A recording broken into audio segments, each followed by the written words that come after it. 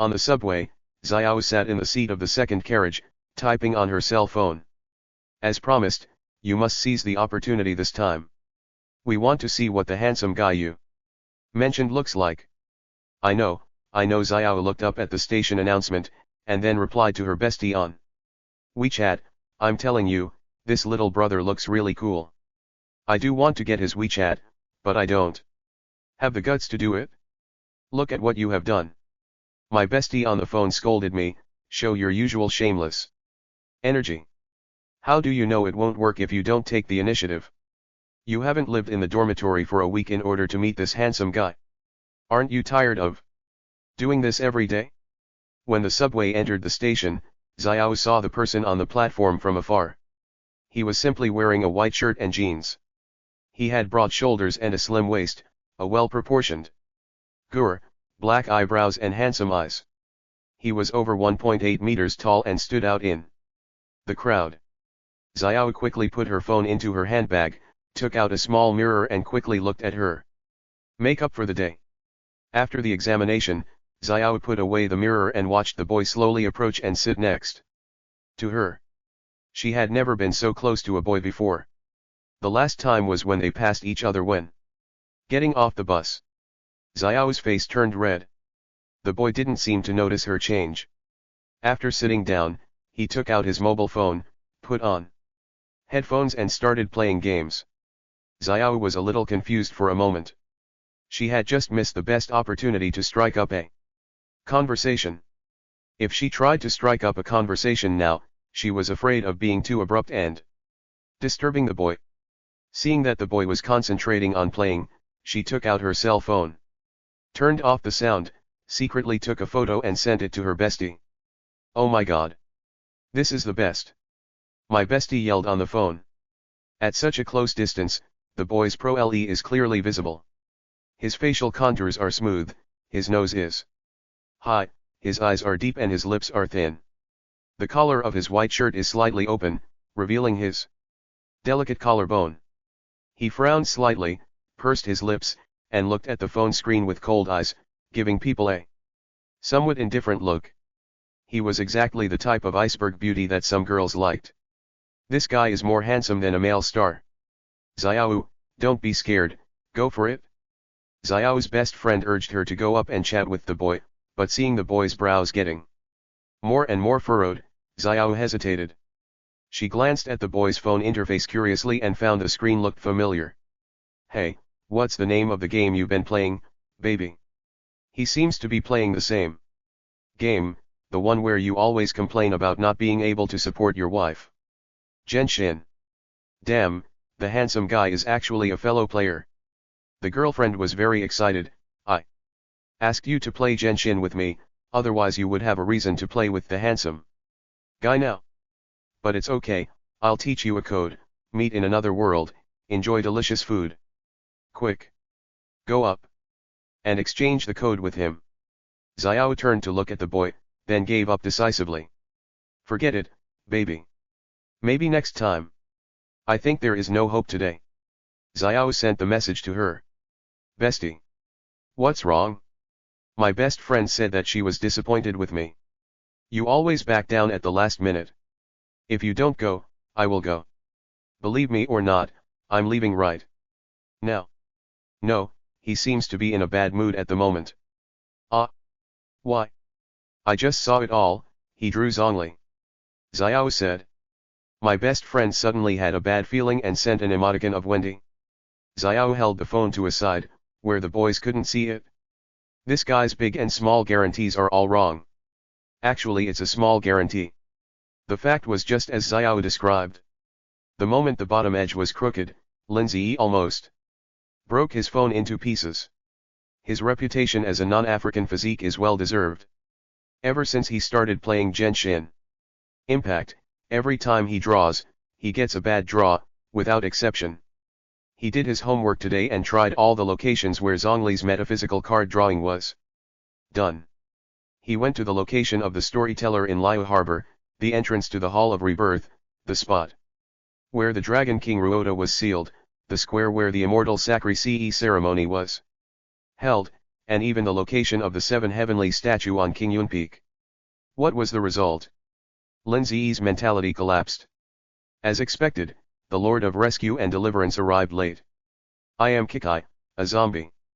Seeing that his Kikai already had 8 lives, Lin Ziyi accepted his fate and clicked on the recharge button. Intending to struggle again. I can't smoke the old man, but I can smoke Taneri. Sorry, the account balance is insufficient. Lin Ziyi stared at the prompt on his phone for 2 seconds and silently exited the game. I put my cell phone in my jeans pocket, clasped my hands together, and closed my eyes in the low pressure. Angry. Lin Ziyi, who had been angry all the way about his disappointing wallet, now adjusted his mood when the train arrival signal sounded. He stood up and walked out of the subway station under Xiao's regretful and lost gaze. Not many people went out on the weekend morning, and only a few people passed by on the road. Lin Ziyi came to the ground, turned a corner, and walked into a convenience store. Welcome. The old man in the convenience store heard the voice, looked up and saw Lin Ziyi with a surprised expression. Xiao Lin, aren't you on annual leave? Why are you here today? I was on vacation, and then I received a sudden notice from the director that my application for transfer to another department was approved. It's okay anyway, I'll adapt to the situation. Goodbye, old Lu. Thank you. He strode to the door of the store warehouse, waved to the old man, and walked in. There were ordinary shelves at the entrance. Lin Ziyi went to the deepest part of the room and found an ordinary fortune cat decoration on the shelf. He focused his eyes on the little paws of the fortune cat. Ding. An electronic beep, authentication successful. The wall behind him opened up, like the magic alley in Harry Potter, revealing a different scene. Lin Ziyi walked through the hall and all the way to the second floor. He came to an office and pushed the door open. The man sitting on the sofa was about 50 years old. When he saw Lin Ziyi push the door open, he smiled and said, /Xiaolin, the application has been approved. Come and sign it. You can actually start work today /. This is the Crossing Administration Bureau, commonly known as the Crossing Bureau. Director Liao put the signed document handed over by Lin Ziyi on the table, and was not in a hurry to let him go. He smiled and said, do your best in the outer world this time. If you can't adapt, it's okay. Just make a report and I'll transfer you back. Their place is different from the ancient world you're in. It's a high-risk interface, and mission failures are common. Just treat it as an experience to gain experience. Lin Ziyi's eyebrows jumped, and he quickly expressed his loyalty, thank you for your cultivation. Director. I will definitely learn with an open mind and complete the task. Upon hearing this, Director Liao was quite relieved. Okay, I'm NE now, you can report to the external transportation department. Lin Ziyi quickly slipped away, fearing that Director Liao would change his mind and let him return to the Guquan department. Clearly, he was supposed to be writing a serious political plot about helping a down-and-out prince to counterattack and become a king, but how did it almost turn out to be the dark and imprisoning plot of the Begonia tribe? He was so scared that he didn't care about the drop in his ratings. He set up a trap and quickly broke it. This was how he managed to escape. From then on, Lin Ziyi was determined to say goodbye to the past. Ding. Outdoor wear department has arrived. Recalling the past time, Lin Ziyi had already arrived at the office of the external wear department and received a warm welcome from the director. The minister's surname is Wu. What a coincidence, his name is the same as Lin Ziyi. He is a handsome guy with blonde hair and blue eyes. Minister Wu looked about the same age as Lin Ziyi, but he spoke with a standard northeastern accent. It's great that you can help. Our department is generally very flexible in terms of work. As long as the task is completed and the score is okay, it's any. You have excellent business skills, so it will definitely be easy for you to do this. Don't worry, don't feel any psychological pressure. Seeing Lin Ziyi's eyes wandering around his face, Minister Wu understood. Lin Ziyi, don't be surprised. I didn't look like this before. Back then, I was born under the Red Age and grew up in the spring breeze. I was a young man from our growing family. I looked much better, with thick eyebrows and big eyes than I do now. When I joined the company, the Science and Technology Development Department of our bureau did not have the current technology. At that time, it was popular to wear clothes. The RST time I completed the mission, nothing serious happened, but the second time I didn't expect it, and I became careless. What happened? Lindsay was a little curious. Minister Wu looked a little embarrassed. Nothing, I just blew myself up accidentally. Lindsay. It turns out that the high risk of external penetration is so high that it can blow yourself up. Being laughed at in the small dark room was nothing. Lindsay had cold sweat on the back of his head. Chief. Is it too late for me to go back now? Seeing that Lindsay had a strange expression, Minister Wu felt something was wrong and hurriedly grabbed his hand, fearing that his subordinate would run away in the blink of an eye. He said in a relaxed tone. Lindsay, don't be afraid, that's all history. Now the technology of the Science and Development Department is in place, and the treatment of the External Travel Department is the same as yours in the Ancient Travel Department. It's all stream of consciousness. Not only that, but there are also game plugins to assist, so the worst that can happen is that the mission fails. Lindsay felt relieved after hearing this. As if he was afraid that the subordinates he had just hired would why away, Minister Wu grabbed a stack of documents and stuffed them into Lindsay's arms, then pulled him out and said, time is tight. And the tasks are heavy. There are still many tasks in the department that have not been completed. You see, everyone else in the OFCE has been sent out to do their tasks, so we won't waste time together. Today is a good opportunity for me to take you to get familiar with the place, and then you can start working right away. The matter was already settled, so Lindsay was not as panicked as before. He followed Minister Wu to the Goldfinger allocation of CE. The lady doing business at the counter seemed to be very familiar with Minister Wu. She stopped what she was doing and asked the two of them to choose the gold engers. The cheat code is an auxiliary tool for completing tasks, and the authority of the external plug-in department is to choose a usable game plug-in. Of course, there are still many differences between this and the built-in games in reality. After all, the purpose of the cheats developed by the Department of Science Development is to serve the tasks. The young lady led the two to a counter, which was full of different game cheat codes. There were several that Lindsay recognized. What games do you usually play? We have Peace Elite, Fifth Personality, Onmyoji, Magic Awakening, Honor of Kings. The young lady introduced them one by one and took out the cheat codes to demonstrate them, such as the frying pan of Peace Elite, the balloon of Identity V, the little paper gurine of Onmyoji, the magic wand of Magic Awakening, and the miniature crystal of Honor of Kings. Minister Wu introduced, I suggest you choose the cheat codes for the games you usually play, so that you can get started easily without the need for adaptation time.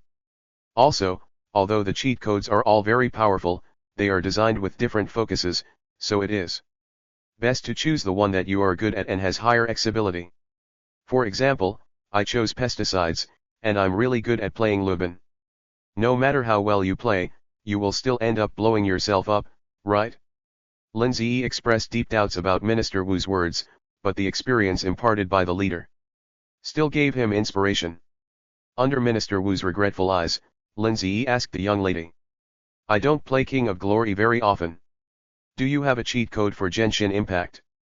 The young lady's eyes lit up, and she gave Lindsay a look that said, young comrade has a bright future, and said, \yes, yes, this way please \. After walking past a few counters, the young lady picked up a small doll. Paimon. Yes, this little doll looks exactly like the traveler's good friend in Genshin Impact, and is suspected by many gamers to be the game guide for the NAL boss. Lindsay was a little excited and immediately made the decision. That's it? The young lady was very skilled at her job and took the two of them through the golden finger lending procedures in less than 2 minutes. Looking at the Genshin Impact icon disappearing from his palm, Lindsay felt extremely satisfied, physically and mentally. Remember, after you travel through time, you must complete Paimon's prerequisite mission RST. Otherwise, you won't be able to draw cards, and if the prerequisite quest is not completed, Your combat talent will only have one wind element. Ah, I still need to draw cards. Can't I use all the characters? Lin Ziyi was overwhelmed. He already had the golden ender, but was there still such a thing as drawing cards? The young lady was stunned, as if she had not expected Lin Ziyi to ask such a common-sense question. Minister Wu was quick to react. He asked the young lady to go do her work RST and dragged Lin Ziyi towards the space-time gate. You just arrived and don't understand the situation. Although we are a semi-upscale unit, we still have to pay copyright fees every year for using the cheat codes developed by other companies' games. You should have heard about the project funds in our bureau in the Ancient Transformation Department. It is unrealistic to let all the characters use them. However, the most basic guarantee of the Outer Pass Department is still there. When you complete the pre-task, you will have a chance to draw 10 times in a row. After completing the formal tasks, you will also be rewarded with the opportunity to draw 10 times in a row. Minister Wu chuckled and said, you can't eat a fat man in one bite. Whether it's a male wife or a female wife, you will get it sooner or later if you persist. Do you understand what I mean? Lin Ziyi was speechless. Understood. To put it bluntly, it's poverty. Lin Ziyi RMLY accepted the fate of completing tasks and still being unable to avoid drawing cards. Before stepping into the space-time gate, he suddenly thought of a question. Minister, is my soul a male or female traveler? Sara or Ying? You still want to wear Ying? There are so many female characters that are not enough for you to play with. It's good enough to give you a chance. So many words, go quickly. Minister Wu broke Lin Ziyi's fantasy and gave him a big pat on the back of his love. Lin Ziyi was slammed directly into the space-time gate. Lin Ziyi regretted it as soon as he entered. Has he traveled to the Gobi Desert? Where is this? Lin Ziyi looked around and found himself standing on a Gobi Desert. He looked up at the sky. A red sun was hanging high in the sky, shining brightly on the earth, but there was no trace of green. The whole world was only gray and black. Traveler! Traveler! I'm here. Help me! Following the sound, Lin Ziyi found his family's emergency food in a small sand dune behind him. He quickly dug Paimon out of the ground with his bare hands. Ba ba ba! Paimon, who was covered in dust, was floating in the air, with tears drawing 2 wide lines on her face. She dived into Lin Ziyi's arms, her voice full of tears. Traveler! Woo! Woo! Woo what? Why did you come just now, woo woo? Paimon is full of sand wah. Paimon's eyes were red, and Lin Ziyi's heart softened. He reached out and rubbed her hair. Sorry Paimon, I'm late Paimon felt very aggrieved. He sat down next to Lin Ziyi, resting his head in Lin Ziyi's arms, crying softly. Woo, woo, I called you several times, but you didn't respond. I thought I was the only one left here Why, we're going to travel together. Lin Ziyi was a little at a loss as to what to do with Paimon, so he had to pat Paimon's back to calm her down. The distressed emotion belonging to Traveler Kong exploded in his chest, and Lin Ziyi took this time to observe himself. The white cloak, the golden decorations, the tassel under the left earring, and the exposed waist feel. The scorching temperature in the sun. He reached back and touched his long golden hair tied into a braid to his chest. The hair is soft and shiny, sparkling under the sun. As the synchronization rate between Lin Ziyi and the Traveler Kong gradually increased, he could gradually feel Paimon's uneasiness. The Time Travel Bureau set Paimon to travel through the 7 countries with Kong and experience the NAL war before embarking on the journey again. And now, this is the RST world that Sara and Paimon arrived at after leaving the continent of Tibet. After a long time, Paimon nearly stopped crying, looked up at Lin Ziyi, as if he wanted to say something, but hesitated. Okay, Paimon will forgive you this time. Traveler, do you have anything to eat? Paimon is a little hungry. Paimon wiped his mouth a little embarrassedly. Pa, I'm so angry, that piece of sand doesn't taste good at all. I don't know if it's because of the increased synchronization rate, but Lin Ziyi really regarded Paimon as A companion and family member on the journey. Looking at Paymon's disgusted look, Lindsay smiled. It still has to be you, Paymon. However, the Chuangguan Bureau was not so poor that it couldn't even afford a novice gift pack. Lindsay opened his backpack and took out 2 sunset fruits, which he handed to Paymon. Eat this rst to ll your stomach, Paymon. This looks like a desert area. I don't know where we are in the desert now. If we are at the edge of the desert, let's look around to see if we can meet anyone. When Paymon heard Lindsay say that he was going to look for food, his eyes suddenly lit up. Okay, let's go . She didn't eat the sunset fruit, but handed it back to Lindsay. Actually, Paymon isn't that hungry. Take it, traveler. Lindsay was somewhat touched. He understood that this was an excuse made by Paymon because he was worried about having no food in the desert. The symphony orchestra in the little guy's belly had been rumbling and playing music for a long time. He didn't refuse and took a sunset fruit. Then let's do this, Paymon. We'll each take one and recover our strength rst, then we'll have a big meal when we end a place where people live. Hearing what the traveler said, Paymon did not refuse. He took the fruit and started eating it.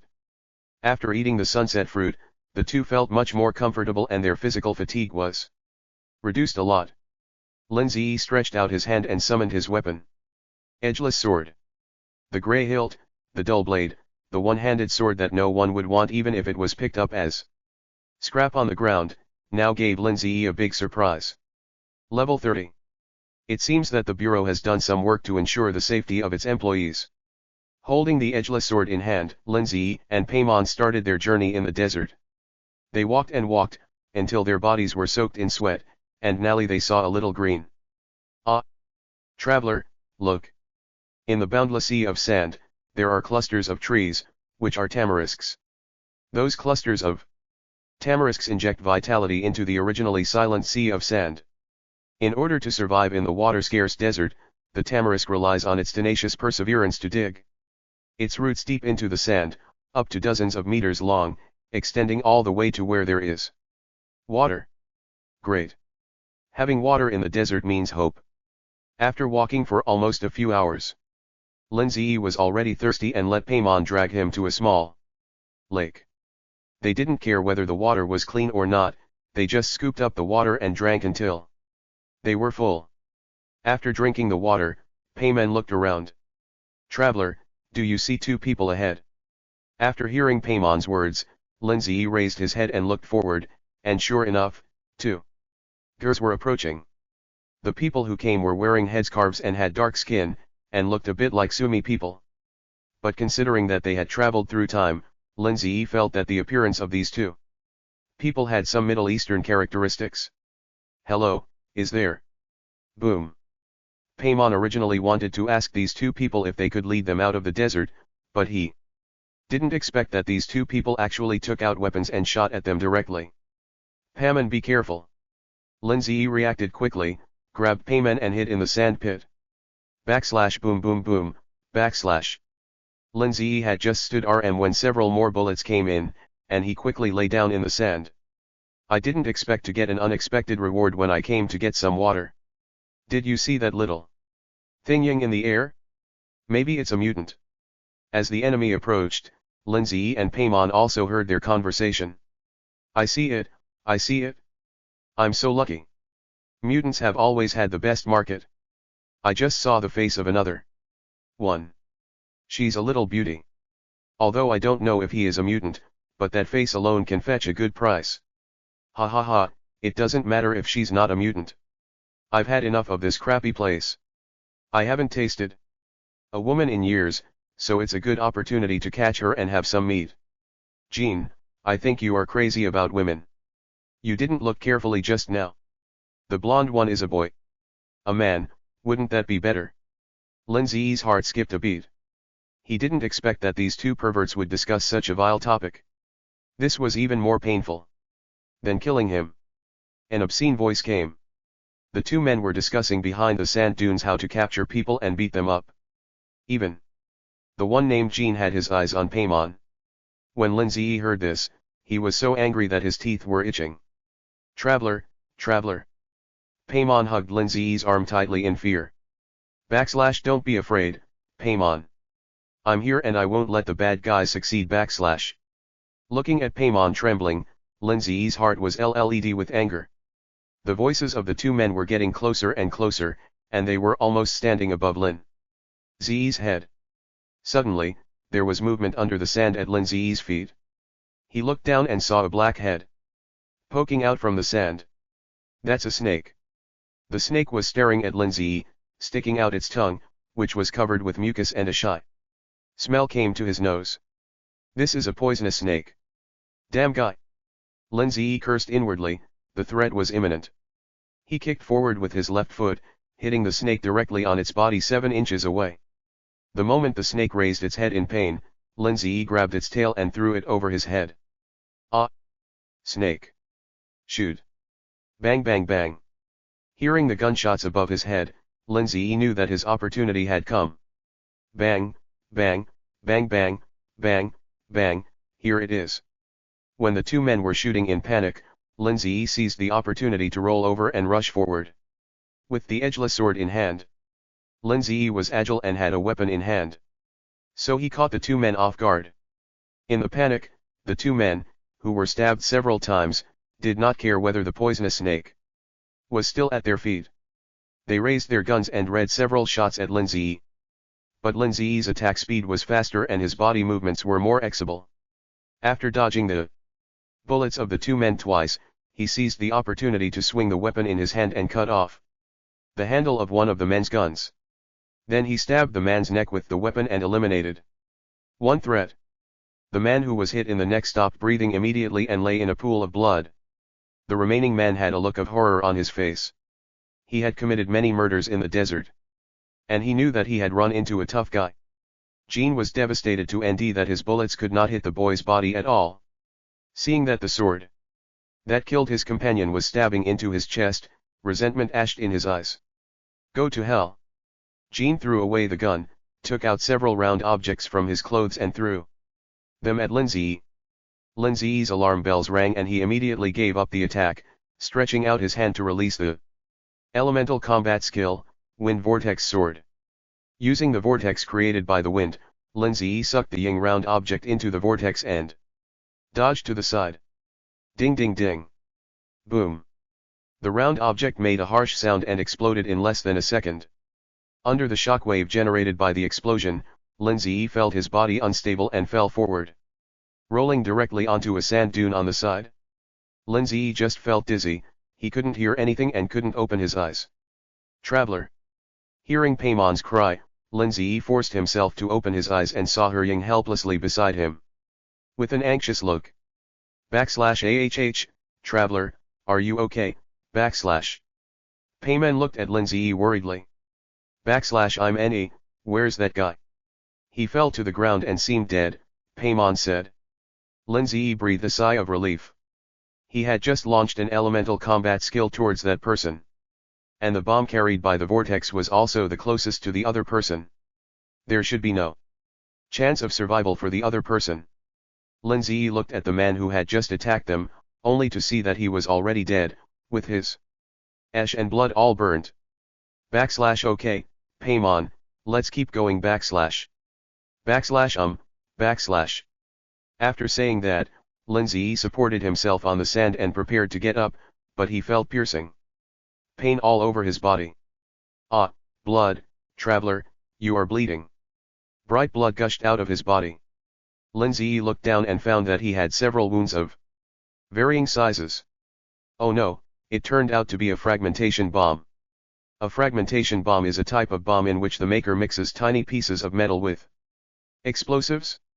After the explosion, the metal fragments inside were scattered over a large area. The attack area was sometimes larger than the shockwave, and some even reached several kilometers. The body that had just been hit by the shockwave regained consciousness, and the pain of the injury came with it. Lin Zi gritted his teeth and tried to get up again, but his body went limp. I have to ND a place to treat the wound. This is the difference between time travel and playing games. In the game, you can restore your health by eating fruits and food. Even if you don't have food, you can restore your health by ending the 7 days statue. But in three-dimensional reality, you have to take out the fragments in the wound.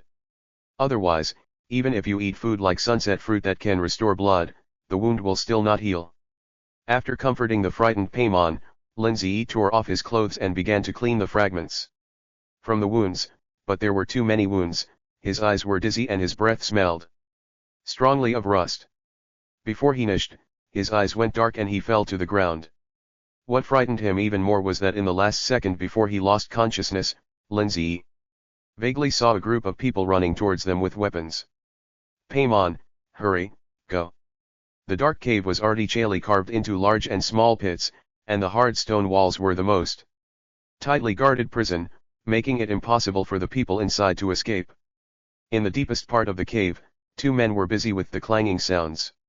One of them was wearing a pair of silver-rimmed glasses and looked to be in his 40s. He looked very quiet and gentle. If it weren't for the wrong environment, one would have thought he was a scholar at RST glance.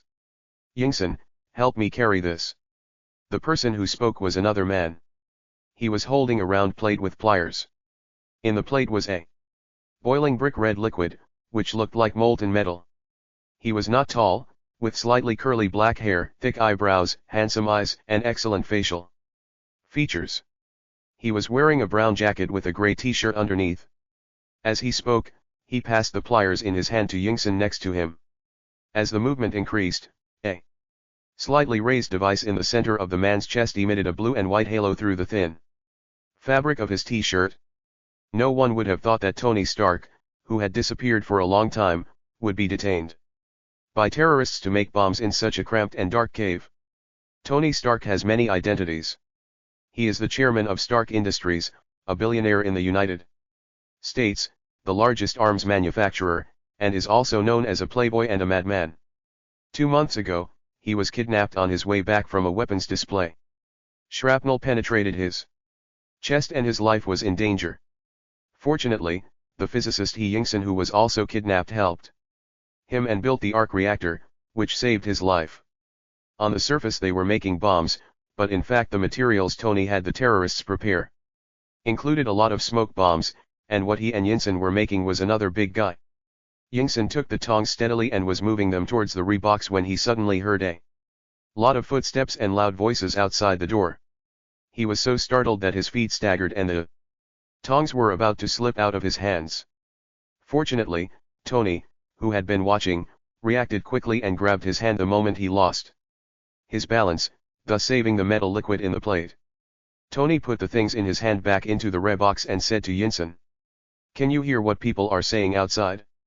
Because Yingson knows many languages, he usually acts as a translator when these terrorists need to communicate with Tony. Yingson leaned on the iron gate and listened for a while, then shook his head. It was too far away, so I couldn't hear everything. The general meaning was that they arrested another person, and that person seemed to be dying. Poor guy. Tony didn't say anything. He just picked up the hammer and started hitting the metal material. The sound of his hitting became louder and louder, as if he wanted to pour all his anger into the iron material and break it into pieces. He knew that his current situation was very bad and he could hardly protect himself.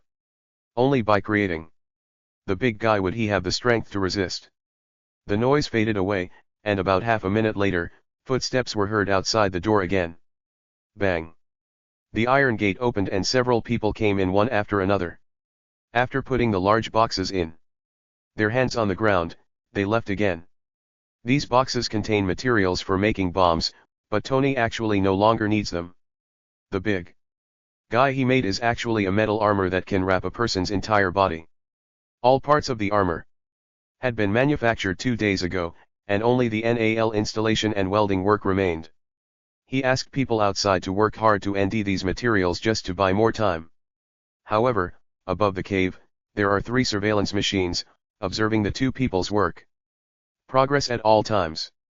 So after bringing these boxes in order to reassure the observers, they have to do some superchale work to reduce the enemy's vigilance. Yingson walked over to one of the large boxes and opened the wooden board. He seemed to have seen something incredible, and his hands that were supporting the wooden board Suddenly withdrew. Boom. The loud noise startled Tony, who was swinging the hammer. He turned around and saw Yingson taking a half step back and standing upright next to the wooden box. Yingson. He looked at Yingson puzzledly, not knowing what had happened. Yingson was distracted when his name was called. He glanced at the monitor above his head in a very obscure way, then waved his hand slightly at Tony, and then said loudly, "Tony, come and see if this is the German-made pipe you want." Tony noticed his abnormality, put down what he was holding, walked to the wooden box in front of Yingson, grabbed one side of the top board and lifted it halfway. He looked down, and for a moment, he almost couldn't control his expression. Fortunately, with Yingson's reminder, Tony reacted immediately, nodded, and said in the same tone as usual, "Yes, that's right, these are the ones. Let's put the pipes aside for now. We won't need them now." Having said this, he slowly and tightly covered the surface with the wooden board in his hand. The two walked towards the working table and returned to their previous positions, but they could see the surprise in each other's eyes when they met. What did they see? A little girl. After calming down, Tony and Yingson kept thinking about the little girl in the big box. They estimated that the surveillance would be the most lax, so they moved the box behind the table where they usually ate. There were all kinds of materials placed there, and it was also the darkest place, so he carefully opened the wooden board. The little girl's hair was a rare white color that was eye-catching, but what was even more eye-catching was the child's eyes. Her eyes were big and their color was close to black and blue. Tony looked carefully and found that there were textures in her eyes like the starry sky. When he looked closer, it seemed as if mysterious stars were hidden in them. The girl's fair face was covered with traces of tears. She curled up in the box and sobbed quietly. When she saw the box was opened, her eyes lit up. She did not talk to Tony and the others but quickly scanned the space in the room with her eyes, as if looking for something. After looking around, the little girl blinked her bright eyes, but when she didn't see her target, her eyes immediately dimmed, and then bean-sized tears slid down one by one. Her sad look made the two people standing beside her feel nervous. "Don't be afraid, kid, we are good people." Yingson felt it most clearly. He had never told Tony that his family had suffered a misfortune a long time ago. He lied and said that he could be reunited with his family if he went out in order to give Stark hope.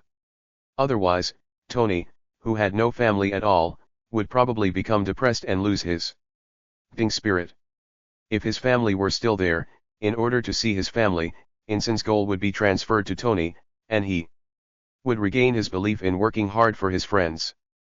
But when the night was quiet, Yingson would feel melancholy, as if the voices and smiles of his wife and children were still before his eyes. If his child were still alive, he would be only a few years older than the little girl in front of him. When the little girl heard Yingson's voice, she wiped away her tears and gradually stopped crying. Tony really had no experience in getting along with children. In his impression, children were the kind of creatures who would cry, make a fuss, or even commit suicide if they were not satisfied. But now, seeing the pitiful appearance of this little girl crying, he couldn't help but feel sad. Judging from the little girl's behavior, she obviously knew where this place was. She hid in the box, alone without making the slightest noise, and was able to hold back her fear until Yingson opened it. She did not cry or make any movements that could attract attention at the RST time. This doesn't seem to be the naughty kid Tony imagined. No. This is a naughty child. This child actually dared to run to the terrorist's lair. Her guardian is so irresponsible. "Hi, kid, this is not an amusement park. Who brought you in? Where are your parents?" Tony's voice couldn't help but become serious, and his tone didn't sound very pleasant. Looking at the girl who had just calmed down, who curled her lips and had tears in her eyes because of Tony's question, Yingson immediately felt a little resentful towards Tony. So he quietly diddled around underneath and gave Tony a warning look. Yingson frowned at Tony and said, "Hey, watch your attitude. I'm Annie, aren't I?" Tony was depressed. He felt that he was just a little too concerned. However, when it came to the experience of getting along with children, Yingson, as a parent, was an expert. So he stiffened himself, forced a bright and sunny smile, apologized to the child in what he thought was the gentlest tone, and then squatted on the side without saying a word. "Don't be afraid, kid. This man is Tony Stark. He's a good man. He didn't mean to be mean to you, kid. He just got a little too anxious when he saw you. You know, this place is very dangerous." Yingson said slowly, "I'm He Yingson. What's your name? How did you get here?" The girl looked at Tony, then at Yinsen, and seemed to believe what Yinsen said. I'm Paimon. May I ask, have you ever seen the Traveler?" "Traveler?" Tony and Yingsen were stunned. It was the first time they heard such a statement. "Tony, who is Traveler? Is this someone's code name?" Paimon shook his head, a little anxious. "The Traveler is called Kong. He is a traveler from another world. He is very famous. He is also an honorary knight of Mondstadt. Etc., etc. What is Mond?" "Mond is Mond, a free city-state on the continent of Tibet governed by the god of wind." Paimon's words made the two men a little confused. Tony listened to the talk about another world, knights, gods and so on, and he had a guess that this traveler might not exist at all and was just an imaginary friend of a child. You know, when they are young, children always imagine a good friend that no one can see. Even someone as smart and precocious as him, once had an ET friend from an alien planet during his extremely short childhood. Seeing that the two did not believe him, Paimon hurriedly explained. "It's true, please believe me." So Paimon told the two what happened in the desert. As the two listened, they had new ideas and thought about what Yingsen had heard at the door before. Could the man they captured an hour ago be the traveler that Paimon mentioned? Yingsen presented his idea to Tony. Tony also thought of this possibility and nodded. It should be correct. According to his observations over the past 2 months, this should be a terrorist base. It is deserted and located in a remote area. The military has not been able to end him even though he has been missing for so long, which shows that the probability of an ordinary person accidentally entering here is very small. Therefore, the injured person mentioned by the people who passed by the door in the afternoon was most likely an empty one. However, thinking about what I heard before, this traveler named Kong was probably in a very bad condition right now. From Paimon's description, Tony recognized that the dam fragmentation bomb was made by Stark Industries. Even he almost fell into it, let alone someone who had no idea about bombs. Tony was a little worried when he thought of this. He hesitated for a moment and did not tell Paimon about Kong's situation. He just described their guess to the girl. Great, the traveler is still alive. Paimon did not notice the two's concealment. Instead, he was happy because he now had news about his companions. After the traveler fainted, many people came.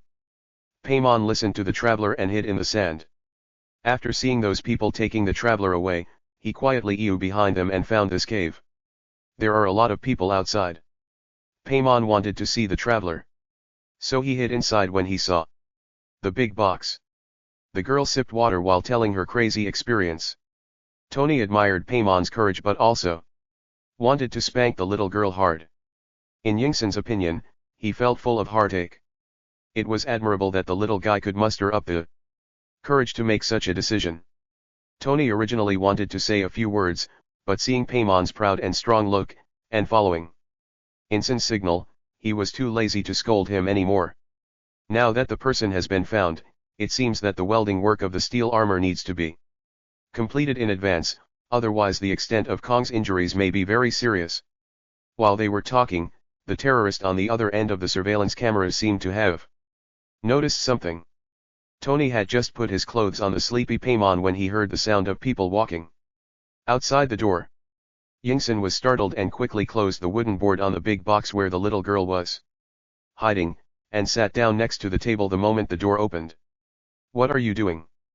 As the leader of this group of desperados, Omar knows the value of Tony Stark to him. It is ridiculous that his employer, the stingy guy named Obadiah, wants to buy the life of a billionaire for millions. He wanted to keep Stark under his tight control, make this genius serve him, and become the dominant force in this area with the weapons created by Stark. During these days, he had people closely monitor Stark's every move, and Omar would never allow any incident that deviated from his plan. Any one of Stark's abnormalities may stir his nerves. What are they doing? With just one word from his men, Omar stood up and walked to the surveillance monitor. What's wrong? The boss and the other two have been sitting at the table for a long time, and they don't look like they are eating. Omar had a gloomy expression and stared at the two people on the screen without blinking. From his angle, he could only see that the two people were just talking and there didn't seem to be anything unusual. He gently turned the ring on his hand, frowned and squinted his eyes slightly. Go. Omar picked up his weapon, called a few people and strode out. He wanted to see what Stark was doing. What are you doing? The iron door opened with a harsh metallic friction sound, and the scene inside the door seemed normal. There were two people at the table, one was stuffing breadcrumbs into his mouth, and the other was fiddling with the parts in his hands. Both of them had calm expressions, and when they saw Omar come in, they stood up obediently and raised their hands. Tony's eyes scanned the people coming in. He counted and there were 10 people coming in, not counting those who were guarding the door. Omar observed the faces of the two men, trying to ND some AWS in their facial expressions, but the two men behaved too normally, so normally that he suspected that this was Tony's acting. Relax. He motioned for the two to put down their hands and slowly walked to Stark.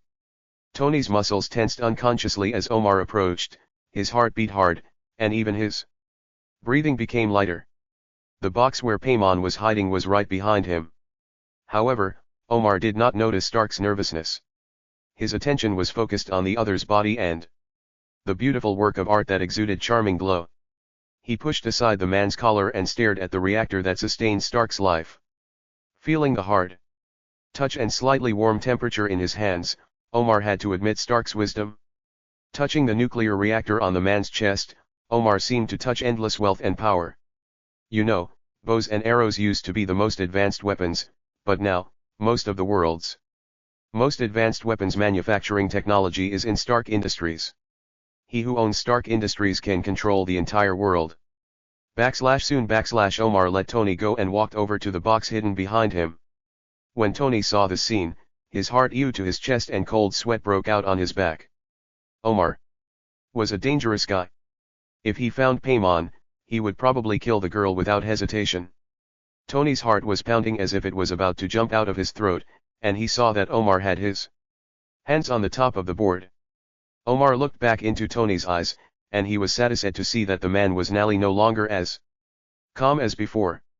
He enjoyed the feeling of being in control and looked forward to seeing Stark's frightened look. Soon it will be my turn to control the entire world. The corners of his mouth curled up, and he lifted the wooden board on the box with great force. The situation inside the box instantly appeared before his eyes. However, there was nothing else inside except a few bomb pipes and Stark's coat. Tony's heart was relieved immediately, and at the same time he felt puzzled. Paimon had been staying in this box before these people broke in. Now that the box is empty, where did Paimon go? This is impossible. Omar, who didn't believe that his judgment could be wrong, had a gloomy face and looked back and forth between Tony and Ensign. They must be playing tricks, he thought. Omar did not give up. As he watched, he suddenly chuckled at the two of them. He waved behind him and said, "Someone, come and help our two friends tidy up." Yes. Those guys pointed their guns at every possible place where someone might be hiding and searched carefully. Tony just watched but had no idea what to do. The bullets from these people's guns could hit Paimon in the next second. She was so weak that her life could be taken away at any time. However, to everyone's surprise, Omar's plan failed. His brothers searched the place several times but found nothing. At this time, even Omar, who always believed in his intuition, couldn't help but have doubts. Could it be that he was overthinking it? However, Stark's performance made him believe that they must have concealed other things. But he couldn't punish Stark without evidence, so he pushed his younger brother away and walked out the door with doubts and anger. He walked in the narrow passage of the cave and said to his trusted commandant, "Watch Stark carefully. They won't and can't be so quiet. If there is anything unusual, notify me immediately." "Yes." The commandant hesitated after answering, "The doctor has already completed the operation on the man. You caught this afternoon, but the condition is not good. Do you want to ask Yingson to take a look as well? After all, he was the one who saved Stark in the RST place. What do you think?" The commandant who was talking suddenly stopped because he saw Omar's suspicious look. "That person is just something I'm curious about. Is there anyone like Stark who can become a second miracle experiment? If he dies, he's dead. Only living people can have value. But he's just a toy for my entertainment. Do you understand?" "I understand." The commandant responded timidly, lowering his head to hide the calculation in his eyes. After all, he had overstepped his boundaries. His suggestion to Omar to treat others was not an outburst of kindness. It was just that he had some unspeakable little thoughts when he saw the man's outstanding appearance. Since the boss had no intention of saving him, there was no need for him to rush into trouble. It was just a pity. He had been thinking that it would be more fun to play with him if he could give him some treatment. Now that man was covered in blood, he couldn't feel any interest at all when looking at him. But the boss has spoken, it seems that he still cares about this person, so he has to let his men control their minds. After all, some people are so greedy that they will eat anything, whether it is meat or vegetables, and will take anything alive or dead. Thinking of this, the commandant glanced coldly at a cell in the corner, then told his men to leave. At this moment, the person who they said was about to die suddenly opened his eyes in the cell, and he was completely clear-headed. Lindsay looked at the iron gate in front of him and said silently in his heart, "Open, elemental vision." In games, elemental vision is usually used to ND ferries, explore treasure chests and observe enemies. In reality, it is a good way to ND out the enemy's situation. As Lindsay's thoughts moved, the entire scene in the cave was in his sight. He calculated the number of enemies leaving, and then looked into the deepest part of the cave. There were 2 half-grown men there, 2 on earth and half in heaven. Thank God, his little guide was not lost. Not only that, he also took the initiative to go deep into the enemy area to ND him. However, it seemed that he had gone astray. Lindsay smiled silently. Only after he confirmed Paymon's whereabouts did he feel relieved and focused on conserving his strength and restoring his blood. It turned out that receiving treatment would also restore a certain amount of blood. Although it was better than nothing, with the traveler's strong physical strength, as long as he was given some time, he would have the strength to GHT. When the time comes, he will rush out and make those outside get the punishment they deserve. Thinking of this, a hint of coldness ashed across Lindsay's face, and there was a hint of coldness in his eyes as he looked into the distance. However, there was one thing that concerned Lindsay, which was that while he was unconscious, he actually triggered Paymon's prerequisite task. The birth of Iron Man. Mission description: Tony Stark is going to break out of the prison tomorrow morning and escape safely with his friends. Mission 1, ensure the safety of teammate Tony Stark and assist him in escaping. Mission 2, prevent the death of teammate Tony Stark's friend He Yingson. Task reward, some raw stones. Lindsay, who had seen the details of the mission clearly, felt hesitant. He didn't expect his RST mission object to be Iron Man. Although he was a little surprised, he was more worried about the completion of the mission. Because the homework he did was completely in the wrong direction, ever since he had the idea of joining the foreign language department, Lindsay consciously read more foreign literary works. His mind was still not open. He had only read documents such as war history, and he didn't expect that they also included LM and television works or comics like Marvel. No matter what, the prerequisite for the mission is to ensure his own attack power. Lindsay didn't think anymore, lay down, and returned to his half-dead state. Everything will be clear tomorrow. At this time, Lindsay's teammates and their friends were staring at the top of their heads in amazement. Yingson was already captivated. Oh my God, is she an angel? She can even Y. Tony confirmed several times that the little girl did not suddenly undergo a genetic mutation and grow white wings. Recalling Paymon's previous words about the other world and the god of wind, he felt that his worldview had been reshaped. Tony, I was careless after all.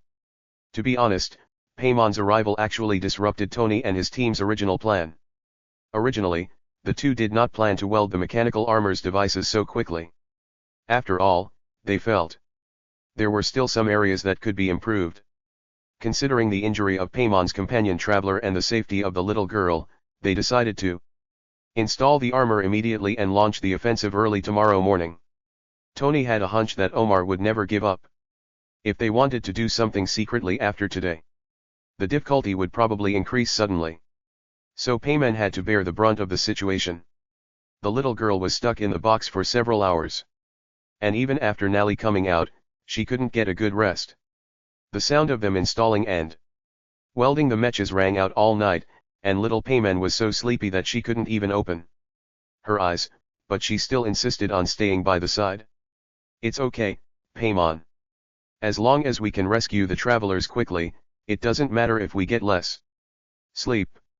The ground is no longer safe, but the place above the surveillance camera is still safe to hide. Ever since he knew that Paymon had the ability to Tony found an area above his head and let the child sit on the protruding rock. This allowed him to avoid surveillance and also allowed Paymon to rest. For a while, Yingsen stroked the little girl's hair lovingly. Perhaps it was because of transference, he regarded Paymon as his daughter. The little girl was so brave and sensible that people couldn't help but want to take care of and pity her.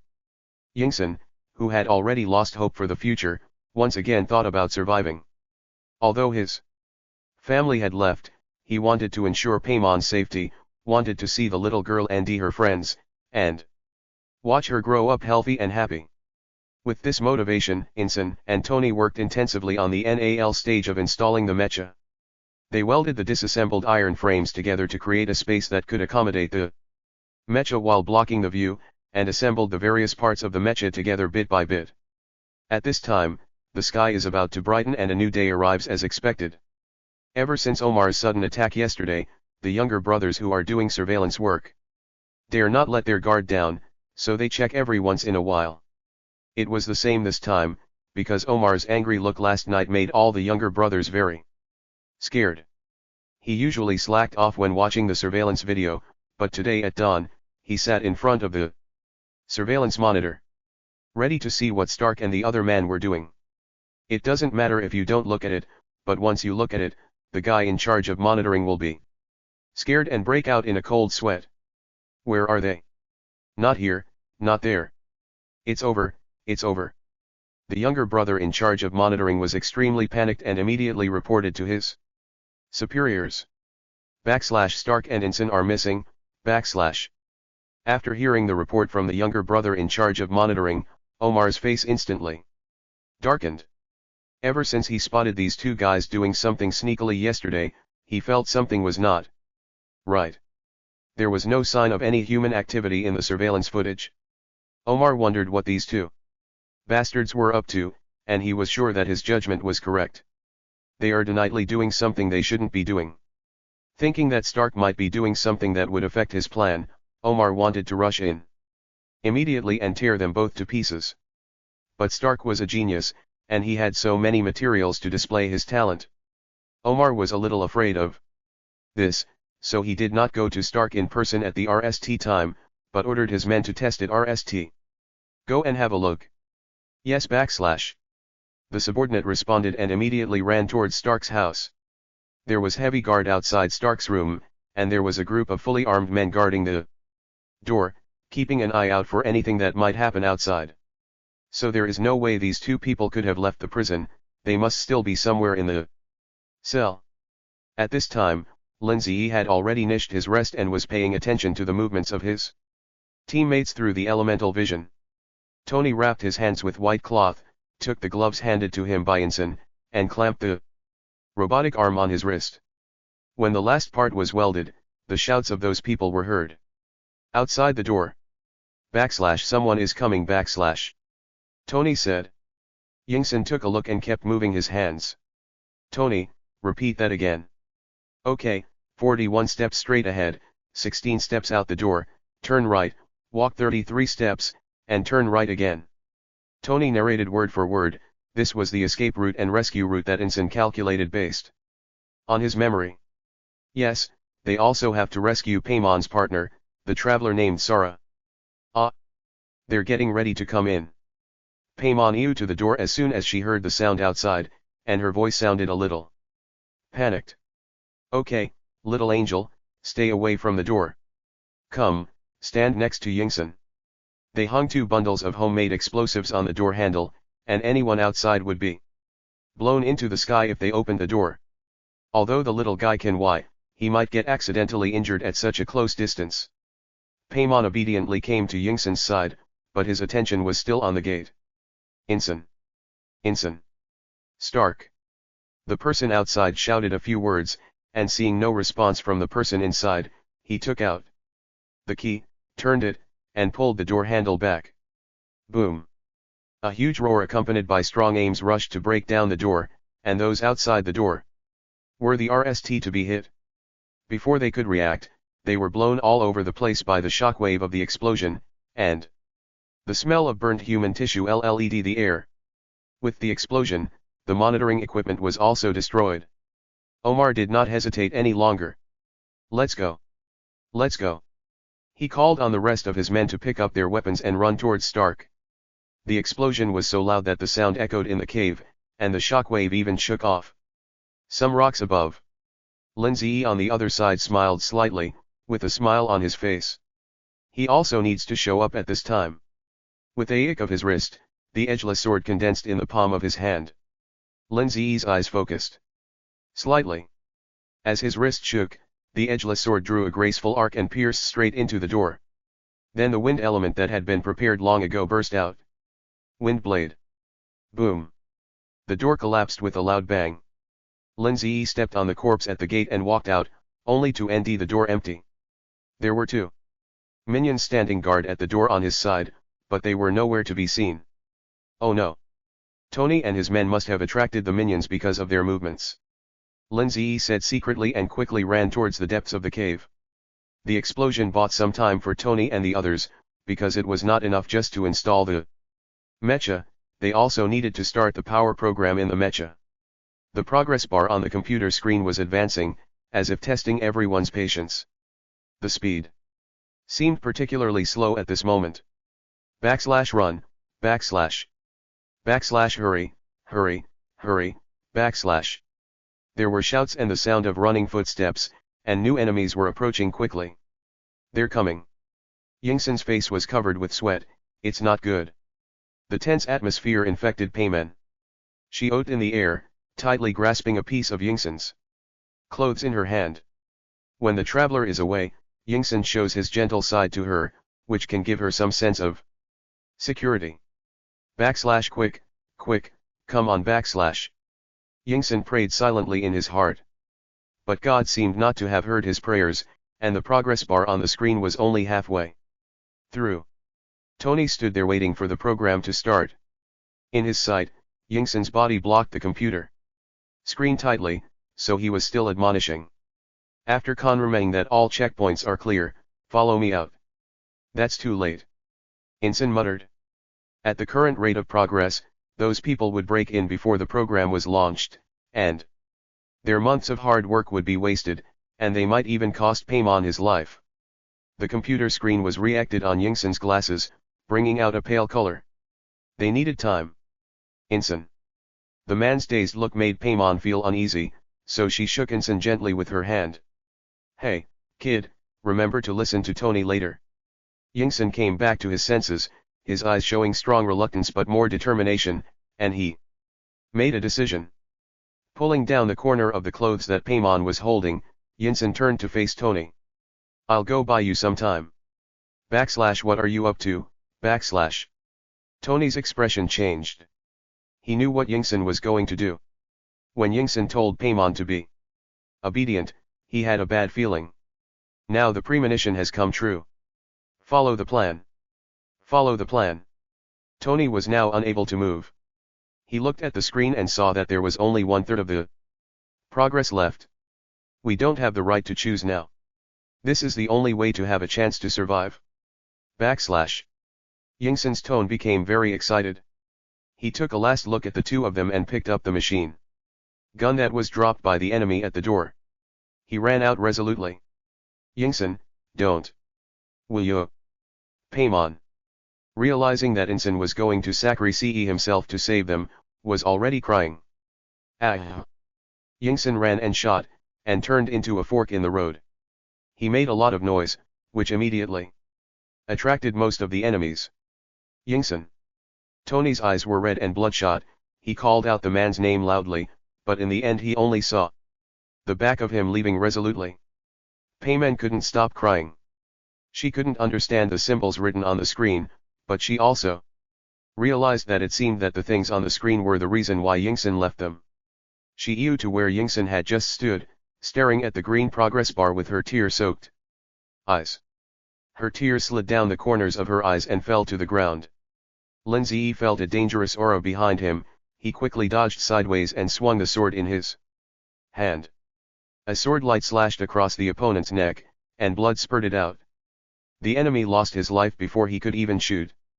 Strange. How come these people are heading?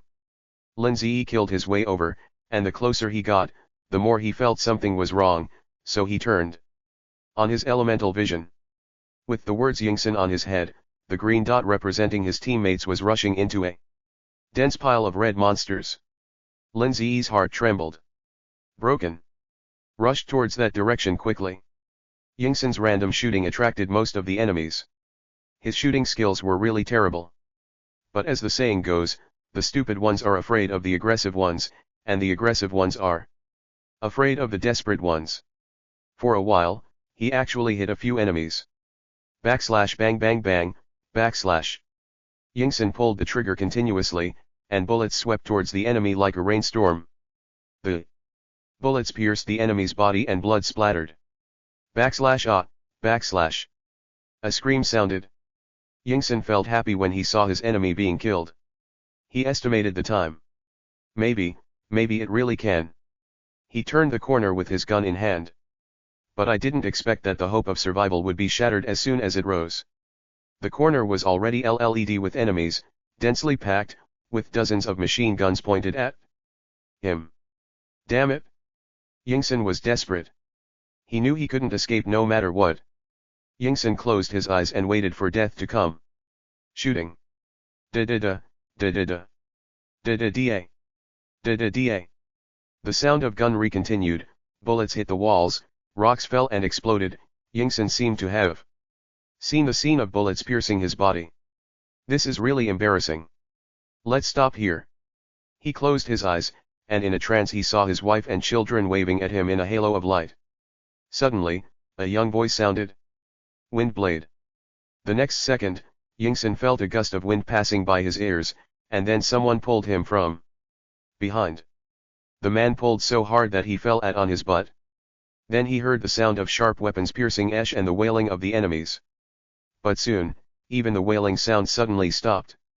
At this moment, Yingsen felt as if his coccyx was broken and felt severe pain, but he did not rush to check his injuries. Instead, he looked up in surprise. Only then did he realize that a young man had appeared in front of him. The young man had blonde hair and golden eyes, and held a gray sword in his hand. Although he is not very old, he exudes a strong aura. On the iron sword that didn't even look like it had a sharp edge, the mottled blood gradually gathered into a red blood line, dripping onto the gray-black land. Yingsen looked at the sword and couldn't say a word. He never thought that there would be such a sword, such a weapon, and such attack power in this world. He couldn't believe his eyes, he even felt like his head was smoking. Yingsen opened his mouth and his eyes slid across the corpses on the ground. Only then did he truly believe that it was this young man who had just killed these enemies. Are you Sara? Yingsen spoke with difficulty. He remembered Paimon's description of the traveler's appearance, which the image of the boy. The traveler from another world just saved him. Yingsen found it difficult to remain calm. The joy in his heart suddenly spread throughout his body, and even the pain in his butt seemed to have eased a lot. Just a little bit short of failing the previous task. Lindsay was running so hard that his lungs were about to explode.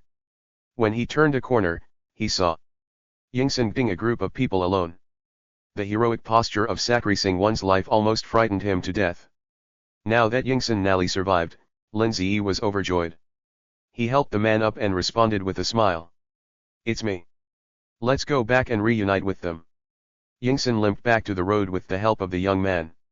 He was a little puzzled as to how the boy escaped at this time. Tony should have just sent the program over. As if to verify his idea, the lights in the passage suddenly ickered and the sound of electricity crackled. With a snap, the whole space fell into darkness. "It's okay. It must be Tony's fault. Tony was imprisoned with me. He was with Paimon. He was the one who caused the commotion." Afraid that the boy didn't know what was going on, Yingsen quickly explained the situation. "I know / you know, / Yingsen was surprised. Lindsay nodded, because he had already seen the gears of the two people in the elemental vision. Tony rushed out with Paimon as soon as the power program was completed, and his heart became heavier and heavier along the way. There were people lying on the ground, and he didn't have time to think. The bulky mecha couldn't move quickly, but he had already used his fastest speed. He was afraid to see Yingsen's bloody body on the ground. "Yingsen!" Tony called out his friend's name loudly, hoping to get even the slightest response from the man. "Yingsen!" Paimon also screamed, her eyes wide open in the darkness, and every time she passed a place, she used to check on the people lying there, for fear of seeing Yingsen's face. "It's them." Yingsen, who escaped death, was very excited to hear the two people's shouts, and Lindsay also helped him speed up the reunion. However, Lindsay overlooked one problem, that is, the wind element on the traveler would cause a light blue halo to appear on his hands, which was very conspicuous in the dark. So, when Tony noticed a light in the distance and it was gradually approaching, he thought it was an enemy weapon, and he immediately raised his right hand and pointed it forward. "Paimon! Tony! We're here!" It was Yingsen's timely voice that prevented a misunderstanding from happening. Seeing that they were getting closer, Lindsay called out the name of his little guide. "Paimon, I'm coming to see you." "Traveler!" Long before Lindsay opened his mouth, Paimon had already felt the familiar wind elemental force. She screamed excitedly and then rushed out quickly. The whole night's worry, anxiety and panic about the travelers were released the moment he saw Lin Z. Woo. "Wow, Paimon thought I would never see you again." The little guy sobbed, his eyes were covered with a layer of mist, he hugged Lindsay's neck with both hands, tears rolled down his cheeks. Paimon has always been with Sara. She is mentally young and easily frightened when she encounters danger. This time, Paimon was away from the traveler for a longer time than the last time they were separated. In Sumi, such a disaster was simply a torturous test for her. "Traveler, you are a liar, Wu, you promised me before that you would never abandon me." Again. The little girl cried and was very emotional, her tears and snot were wiped on Lindsay's clothes. Tony was reluctant to interrupt such a heartwarming scene, but now was really not the time to express his feelings. He stared at the young man named Kong and saw that he had no weapons. Although he wondered how this man escaped, he didn't say anything. He just told them to leave before the enemy arrived. His choice was correct, because at this time, the sound of numerous footsteps sounded in the distance. Again. "Stand behind me, we're rushing out." There are many enemies this time. Yingsen is unable to move easily, Paimon is a child, and Kong is a minor. Tony feels that the situation is serious. "I can help," Lindsay said. Tony glanced at the sword in the boy's hand, not wanting to undermine the boy's self-confidence.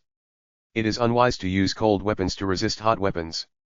However, he thought that since the boy could walk alone for such a long time, he must have some skills, so he did not say anything to stop him. "Be careful." Ah! Several people groped their way forward. Fortunately, the faint light of the wind element and the bright white light emitted by the reactor on Tony's chest prevented them from becoming blind. Sure enough, after walking a few steps, he was attacked. This time the enemies were numerous and their repower was worse.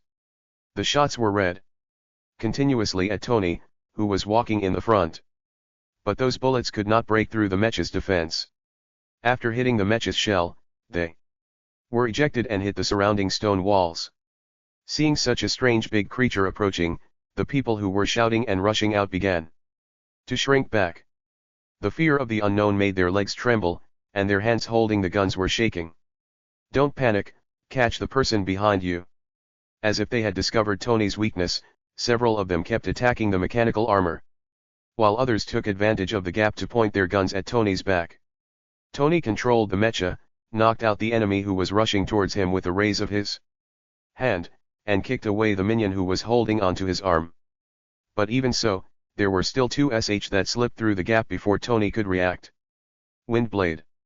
The blue-green light condensed into a sharp wind, whistling towards the young man as he moved, and shot straight towards the two men.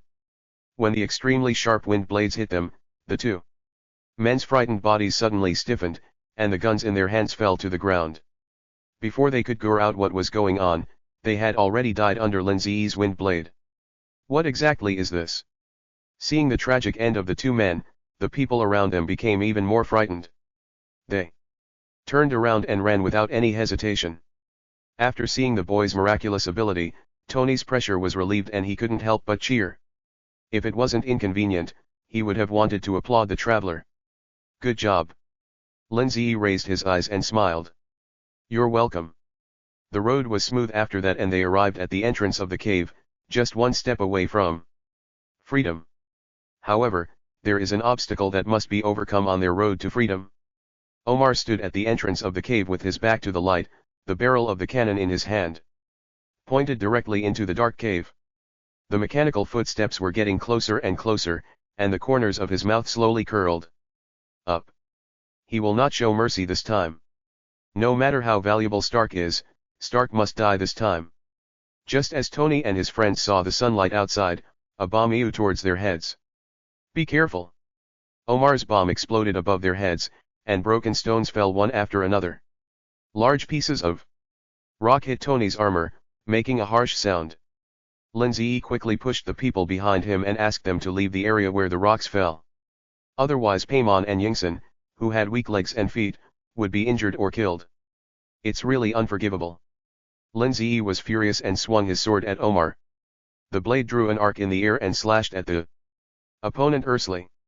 Omar was startled and dodged hurriedly, but unfortunately he was not as fast as Lindsay. With a puff sound, the sharp sword blade scratched his chest, leaving a bloody mark. The severe pain made Omar drop his weapon and cover his bleeding chest with his hands. He couldn't believe that this man dared to hurt him right under his nose. Lindsay put away his sword and looked at Omar coldly, then he stretched out his hand. Wind elements rushed to his palm. The fluorescent dots in the dark cave were like young Ries, beautiful and dangerous. Only then did Omar become afraid. He realized the unusual abilities of this young man. The wind was getting brighter and stronger, and it seemed to distort the space around him. How could Omar still be as arrogant as before? He was so scared that he was pissing his shit out of his pants.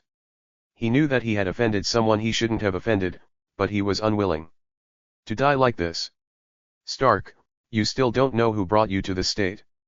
The person who paid me to kill you was me. It was me who allowed you to survive until now. Ha ha ha, if I die, you will never know the secret." Omar laughed wildly, with a ferocious expression on his face. When Lindsay heard this, he couldn't help but hesitate. His mission was only to protect the safety of his teammates. Although in his opinion, the death of such terrorists was not a pity, the villains should be the ones to finish him off. But after all, this concerns the fate of his teammates. If he kills this little villain, it would cut off the clues of the mastermind behind the whole conspiracy, which would really not be good. As he was hesitating, he heard Tony speaking from behind. "Hey, little prince, come back." Lindsay was stunned for a moment. Little prince. This nickname. It's quite in line with my noble and cold temperament. Although it was a bit unexpected, Tony had the right to know after all. He was a billionaire, but not only did he fall to the point of working illegally for others, but he also had a big hole dug in his chest. For no apparent reason. He was at risk of dying every day. Thinking of this, Lindsay obediently took a few steps back and stood behind Stark. Unexpectedly, he still underestimated Tony's determination. "Ahahaha, Stark, I knew you would." Omar's condensed expression froze, because he knew that Tony Stark didn't take what he just said seriously. Tony opened the outside of his left arm, revealing a red button inside. He then aimed the launch port on his hand at the man on the ground who had no power to GHT back, and pressed the button. At this time, Yingson covered the eyes of little Payman in his arms. The following scenes are not suitable for children. Children should not watch them. If they watch them, they will have nightmares at night. Boom. Wait for the smoke to clear. What Omar? What villain? They no longer exist. Lindsay was happy. He felt that this teammate was very capable and just what he wanted. Although this is somewhat inconsistent with some of the Traveler's character, the player never showed mercy when killing the Hill Ilks and Abyss Mages. Even their favorite Duck and the lady who kept shouting for rice to be thrown into the pool, the Travelers would GHT them as earthly as they could. Brother Kong is a little angel, what does he have to do with me, Lindsay? Get rid of the little boss, and things will be easier to deal with later. Although there are still many people outside and the repower is Earth's, Tony's armored arms have been modified with high temperature jet guns, and this is the base of terrorists. Molecules robbed Stark of weapons, explosives, and other materials, and many materials were piled up on the ground outside. Once this thing meets it will be as exciting as works. However, they are not at an advantage in terms of numbers. If the enemy has other accomplices and makes such a big noise, if the other party adopts the human wave tactic, they might really be dragged to death. Tony's armor also has limited energy, so their top priority is to leave this place RST. Come to me. Tony yelled at them in the midst of the chaos. When designing the armor, he installed jet devices on the soles of the feet, which could reach a speed and height of several kilometers per hour. Except for this area, the rest of the place is soft desert, and the sand is a good buffer, so even if they fall from a height, they will not be seriously injured. But there was one thing he didn't tell everyone. Originally, he designed it based on the weight of two adult men, himself and Yingson. Now with the addition of Traveler and Paimon, he didn't know if the mecha could withstand it. Even though Paimon could the mecha's speed was so fast that the little girl couldn't possibly catch up, so Tony still thought he had to take everyone with him. Have you got a RM grip? Tony asked while holding Yingson in one hand and Lin's waist with the other. And many more. Paimon held Sara's scarf in her hand and huddled in his arms. She looked up in confusion, not understanding what the Traveler wanted to do. Lindsay didn't say anything, but just condensed the wind again. Follow the wind, let's go. As soon as he finished speaking, the wind element obeyed his call and formed a continuously rotating wind eld. After it came into contact with the aims on the ground, it grew into a huge retornado in the blink of an eye. Lindsay, hey, I even hit spread. All places where the Re-Dragon swept through instantly turned into a sea of burning everything. Wrapped in blood and wailing. If they didn't hesitate any longer, they would become barbecue too. Tony hugged them tightly and squatted slightly. Ignition. Take off. The fuel under the feet quickly turned into a propulsion source to support it, and the propeller mecha into the sky. However, the good times did not last long. The functions of the makeshift mecha were not very perfect to begin with, and with the weight of two more people, after they to a high altitude, Tony's feet began to make strange crackling sounds. Everyone's mind popped up the same word. Oops. Ah ah ah ah. They screamed in unison, each hugging themselves, swaying left and right in the air following Tony. Seeing that they had already passed the highest point, they were about to begin falling towards the desert below their feet. If it was just Tony alone, it would be any, but when they were all together, the gravity was no longer what they had imagined. Seeing that the situation was not good, Lindsay made a prompt decision and shouted to Paimon. Paimon, hold on to me. After feeling Paimon's grip on him, Lindsay decisively pushed away Tony's hand. Wait. Wait.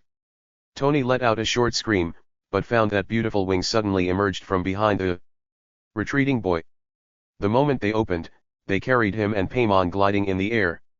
However, Lindsay was not a person who only cared about himself. He controlled the wings of wind, folding and unfolding them from time to time, quickly shortening the distance between him and Tony and Yingson. Finally, when they were 1,000 meters above the ground, he grabbed Tony's outstretched hand, which somewhat slowed down their descent. However, the mecha was a lump of iron after all, and its weight was not something that Lindsay's wind wings could hold. Ah! And many more. Boom! Ow! All four of them sank into the sand in a panic. Lindsay climbed out of the sand dizzily and immediately started looking for Paimon. Paimon. He anxiously dug at the sand beneath him. Lindsay still remembered that Paimon was protected in his chest before. This dive would not hurt Paimon. So Lindsay made full use of his hands, and regardless of the scorching heat of the sand, he dug vigorously like he was practicing iron sand palm. After digging for a long time, I nearly got some harvest. My god! Yingson exclaimed and poked his head out. Lindsay?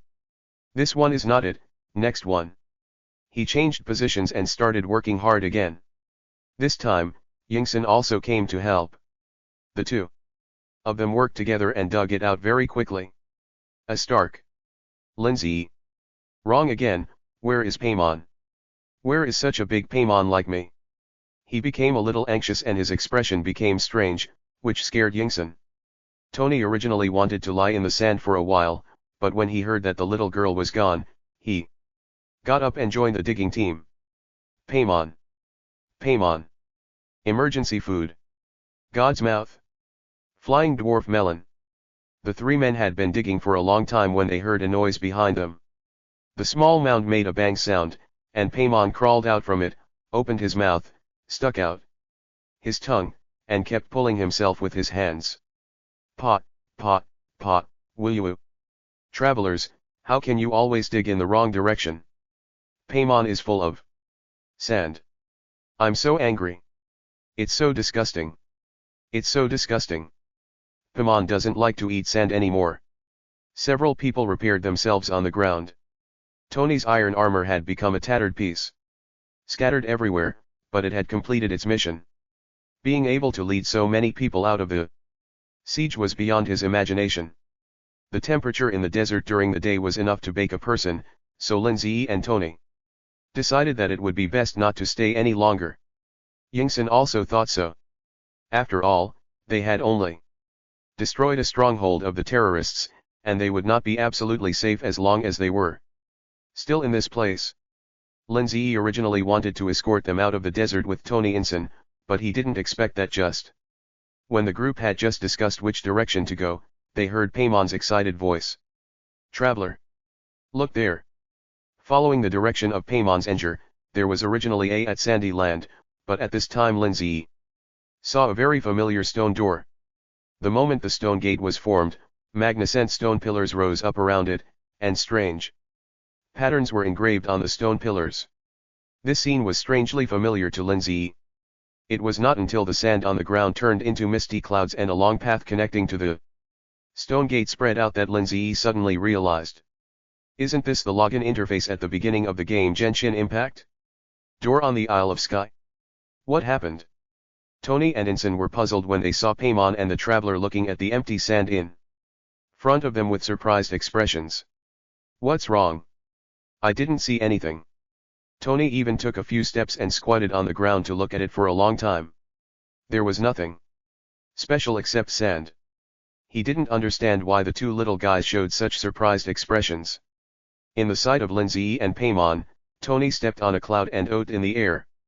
The scene was quite strange. Ah! Tony! Be careful! Don't fall! Paimon ew to his side the moment before Tony raised his foot, holding his hand tightly to prevent him from moving. Paimon was a little scared of such a scene. She was really worried that Tony would fall from the clouds in the next second. In her eyes, the sky below was thousands of feet high. Because Paymon's expression and voice confirmed that his position seemed completely different in the eyes of the little girl. In order to calm her emotions, Tony stood there obediently. Yingsun also had the same feeling. He initially thought that Paimon had seen a mirage or something like that. After all, in the desert, due to the temperature of the air, sunlight, and so on, it was possible for the human eye to see scenes of several kilometers or even dozens of kilometers. But the distance is so close, and according to Paymon's description, there are clouds forming, so the possibility of a mirage can basically be ruled out. Can any one of you tell us what you saw? Tony asked them. Lin Ziyi seemed to have figured out the reason for the situation. Door, a stone door. Door. Paimon also nodded. She pointed to a place about 5 steps away from Tony and asked in confusion. The door is right here, can't you see it? The two men spoke with such confidence that Tony didn't think they were lying to him.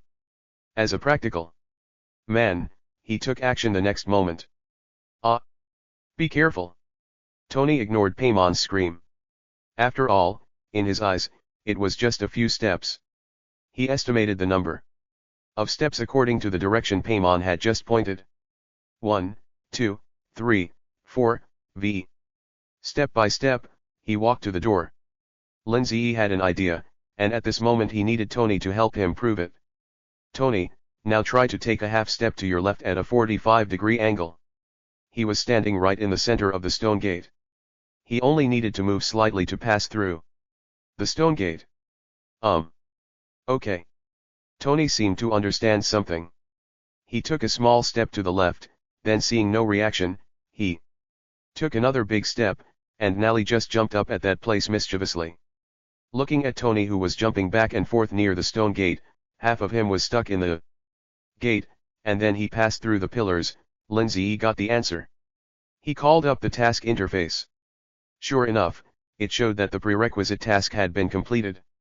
The Birth of Iron Man, completed, mission rating B. After all, it was his RST mission since he came to the external travel department. The mission was not particularly difficult. Although there were some minor incidents, it was generally pretty good. I think we should say goodbye to you, Lin Ziyi said to Tony and Yingsun. Could it be because of this door? Tony was the RST to react. He looked towards the stone door with a curious look, but he couldn't see anything. He was really discouraged. Travelers from another world. So, are you going back now? Yingsun was feeling a little low. Although the time he spent with Paimon and the traveler was a little short, they were people who had experienced life and death together, and the traveler even saved his life. He didn't expect that the time of separation would come so soon, and he couldn't help feeling sad. Yes, our journey will continue. Tony, Yingsun, I am very happy to meet you. Lin Ziyi hugged Yingsun, and Paimon also ew over and hugged him, imitating Lin Ziyi's movements. Don't be sad, Yingsun. Paimon will miss you. Maybe we can meet again in the future. Yingsun's eyes were red, and he felt like he was parting with his family. He looked at the two little ones in his arms. They were so cute, just like his own children. He also wanted to stay with them for a while longer, but there was no other way, he had to leave.